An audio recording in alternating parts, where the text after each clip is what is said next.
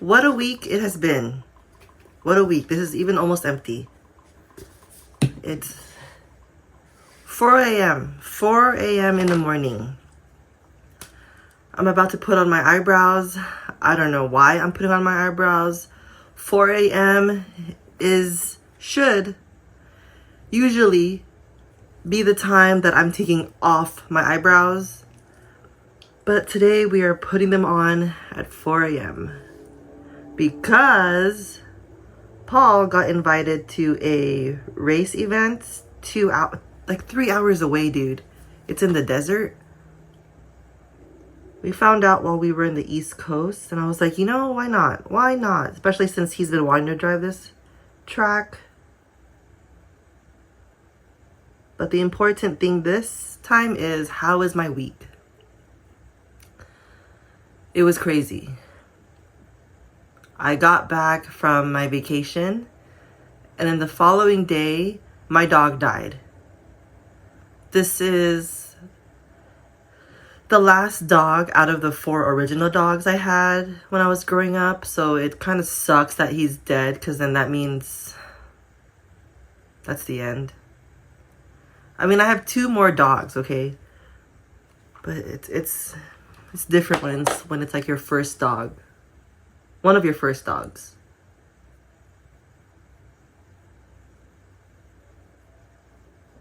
I'm using the mirror that my niece gifted me.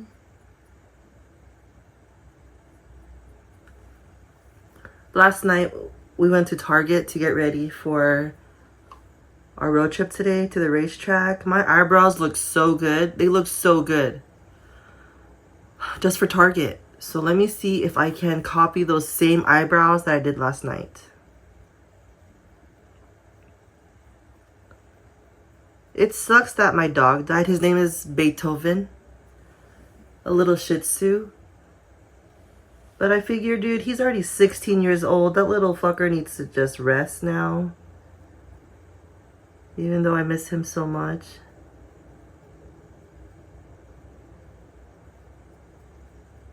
I thought I'd be more like heartbroken over it, like crying all the time. And maybe I will. Maybe like next week I'm going to cry about it. But where's my lid? I don't even know where the lid went. Girl. Oh, behind me.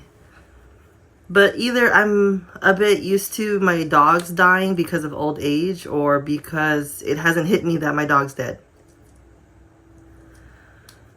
I guess we'll find out next week in the Friday check-in. But today, this Friday, like I'm chilling. I'm okay. Are you though? Are you okay? Yeah, I think I'm okay. We have to leave the house by 4:30 to make it on time for the check-in for the track. So what time is it? 4:12. It's 4:12. We have time. We have time. Sick.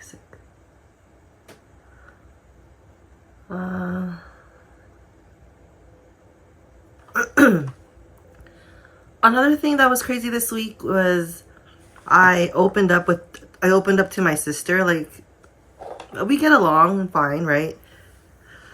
But we had like a talk yesterday, and I was able to express to her the things I experienced with her growing up, and how I'm telling her what the things she's done to me and the things I've done or like reacted towards it. But I had no like anger towards it. I was just telling her my childhood and how the things she did affected me. It was so calm. I thought I'd be angry still, but I wasn't angry. If anything, I feel way better telling her how I feel, because girl, I've been holding that in forever, and I hold it in because it's no longer relevant to who we are now. But I didn't think I'd cry when I told her about how she made me feel. But I feel better. Like it's wild how much expressing yourself heals you. So it kind of helps out that I have this channel, because I am constantly expressing myself And then it makes me feel better.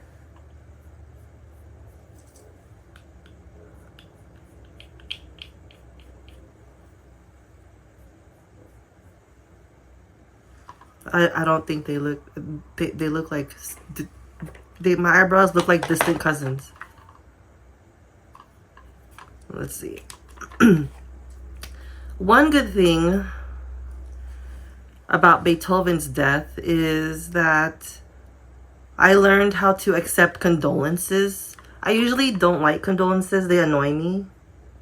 Like, why are you telling me you're sorry? I don't understand. And it's probably because I went to so many funerals when I was a little girl that I heard so many I'm sorries. When people die, like, I'm so sorry for your loss. I'm so sorry for your loss. And I always thought it to be ingenuine. Like, they're saying it just to say it.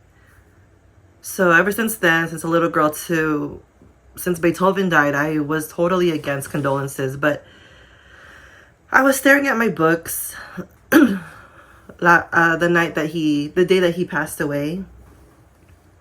And Hawaiian Tropic. And I was like, well, my dog died. But at least I got 3 new books. I got those 3 new books while I was in the East Coast visiting my sister's family. And that was my way of having some kind of humor, because sometimes I don't know how to handle sadness or even death, really. Like death is normal. It's going to happen. Like, I'm going to die one day. It's inevitable, right? YOLO. But it sucks when it's happening to you. Like, oh man, I don't want to deal with it. It is so annoying. So then I make a joke. And then I thought I should post this online on my Instagram. So I took a picture of my books, what I was staring at. And then I wrote in the story, my dog died today, but at least I got 3 new books. But that's okay because I got 3 new books. And I was thinking, Sarah, are you posting this story? Are you sharing this story on Instagram because you want attention? Is it a way for you to heal? And in a way, it was a way for me to heal. Only because when I shared that story, I got so many messages and comments of how I'm so sorry that your dog died. It's never easy losing a fur baby. Someone said, oh, my dog died a few months ago. It's never easy. It's so tough. Someone said, oh my gosh, he was 16 years old. That's crazy. That's so wild how he lived that long. So Beethoven, let me wear my glasses for this.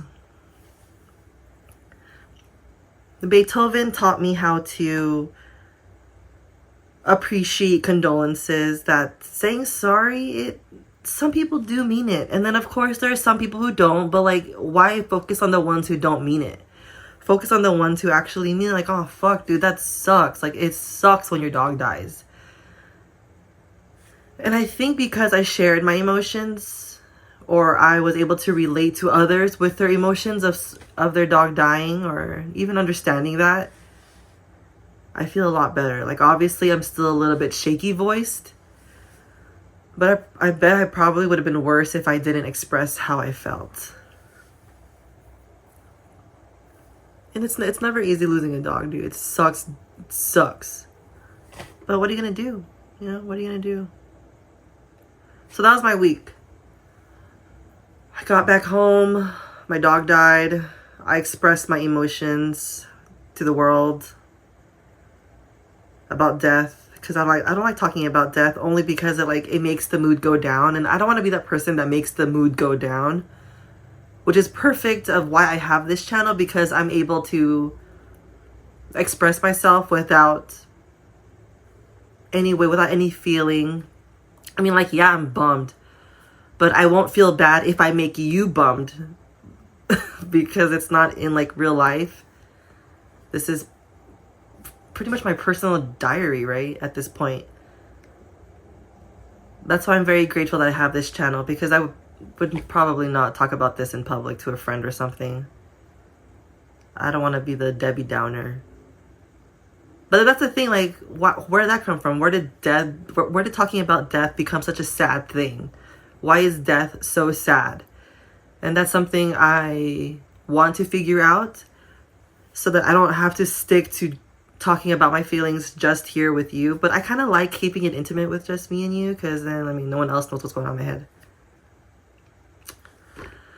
Oh, okay. So, my condolences. Yep, they're very welcome. Like, thank you for them. I expressed how I felt with my sister and how we were growing up. How do I feel, Sarah? How do you feel? How do you feel? Oh, girl, I don't know even if you noticed, I cut my hair. Dude, yeah, I'm looking at the mirror over here behind the camera. I cut my hair. I kept my bangs normal, like they're not cut. But I cut them while I was on the East Coast. I felt like I needed to cut my hair.